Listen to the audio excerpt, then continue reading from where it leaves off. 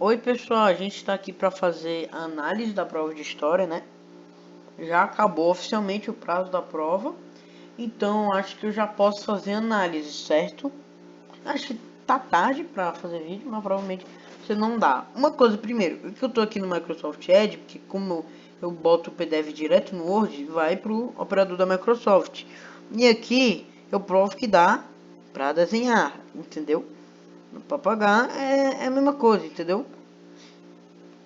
E, enfim, né?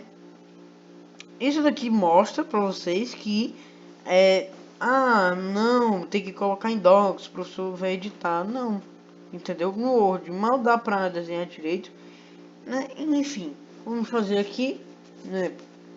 E vamos lá.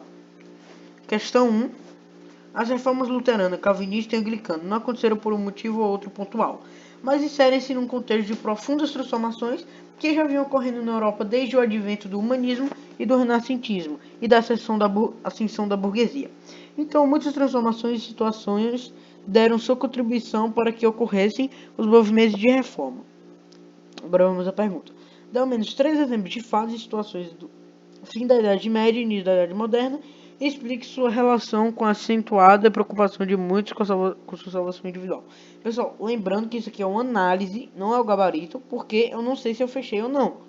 Entendeu? Eu só tô colocando minhas respostas. Tanto que os comentários servem para você, se você contestar alguma coisa, ou se tem dúvidas, se alguma coisa que eu coloquei na minha resposta vocês não entenderam. Vamos lá. Resposta: a Guerra dos 100 Anos, as Guerras dos Citas e a Guerra das Duas Rosas. A relação desses acontecimentos com a preocupação da salvação das pessoas é que começaram a haver diversas guerras em que a igreja está envolvida, e no caso da Guerra dos 100 Anos, a guerra parecia interminável e põe em questão a própria soberania de Deus, pois punha em oposição dois reinos igualmente cristãos que, por mais de 100 anos, não recebiam uma resposta divina quanto quanto a quem teria razão na disputa. Deus estaria em dúvida, as pessoas começaram a questionar perguntas do tipo: com todos esses problemas dentro da Igreja Católica, as pessoas começaram a se questionar de sua salvação individual. Houve um evento em que chegaram a ter 3 papas no poder, chamado de o Grande Cisma do Ocidente. Com esse evento, as pessoas começaram a se perguntar: a Igreja tem 2 até 3 vicários de Cristo.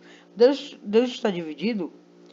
Com todos esses escândalos envolvendo a Igreja, tiveram como consequência a desconfiança da hierarquia eclesiástica rumo ao sacerdócio universal. E disso veio outro questionamento, é, Quando o clero vacila, em quem confiar? Depois de guerras e juntamente com a peste negra no final da Idade Média, a morte se tornou muito comum.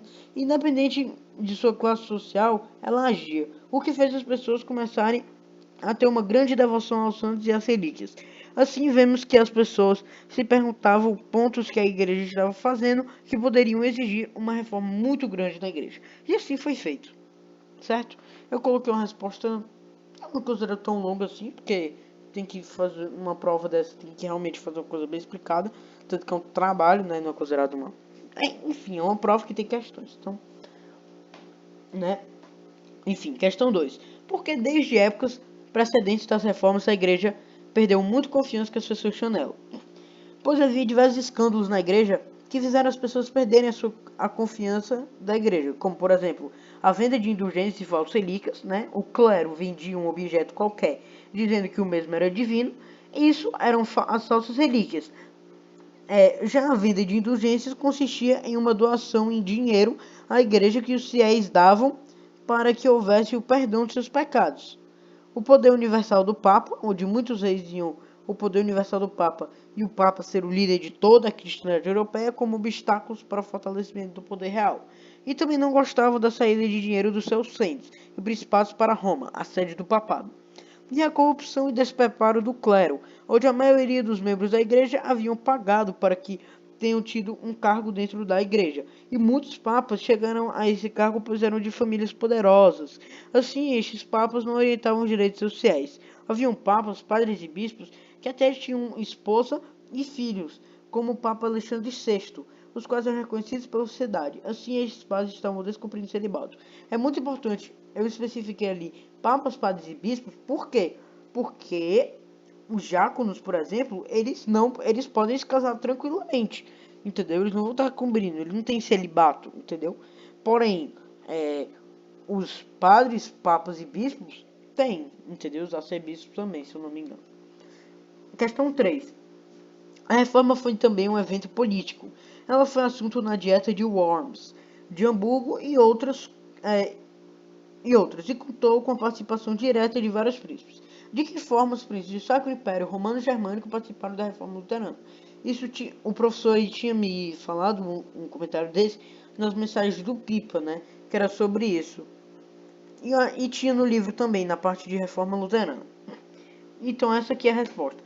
Vários príncipes do Sacro Império Romano-Germânico, a resposta que eu dei no caso, né? Vários príncipes do Sacro Império Romano-Germânico se converteram ao luteranismo e se apropriaram das terras da Igreja Católica em seus principados. Com isso, aumentaram seu poder e sua riqueza, e ajudaram a reforma protestante a se espalhar cada vez mais na Europa.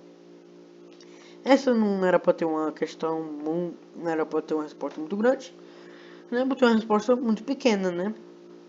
Questão 4. Com quais medidas os reis favoreciam aos burgueses? Dê 2 exemplos.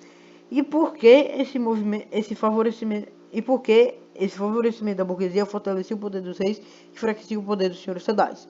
Resposta. Os reis passaram a favorecer a burguesia, fazendo leis que protegiam o comércio e concedendo a eles cargos na administração do reino, pois os burgueses eram favoráveis à unificação do território.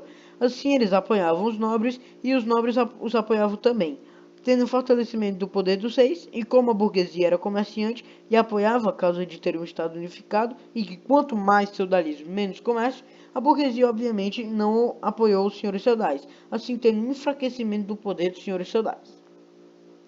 Acho que deu para entender.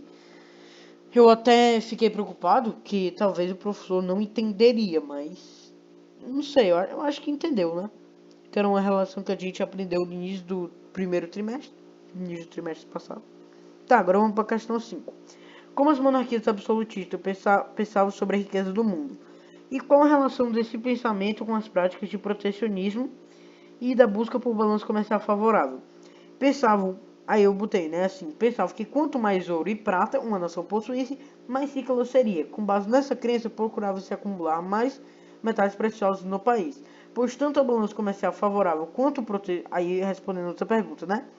Porque qual é a relação da balança comercial favorável e o protecionismo com o metalismo? A crença, né? Pois tanto o balanço comercial favorável quanto o protecionismo são princípios decorrentes do metalismo, pois como na época o dinheiro era feito de ouro e prata, assim, a forma de reter ouro e prata em um país era exportar o máximo e importar o mínimo, e para ter o mínimo de importação é incentivado o comércio e a manufatura nacional, protegendo-nos da concorrência estrangeira e o aumento de impostos sobre os produtos estrangeiros, a fim de torná-los mais caros, favorecendo os similares nacionais, mantendo-se assim a balança comercial favorável e o protecionismo atrelados ao metalismo.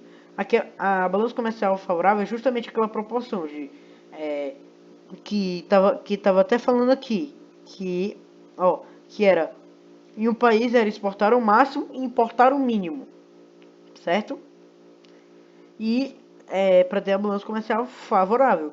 E o protecionismo era aquele negócio de subir os impostos, né, estrangeiros para tornar os produtos mais caros para os estrangeiros não entrarem no país. Entendeu?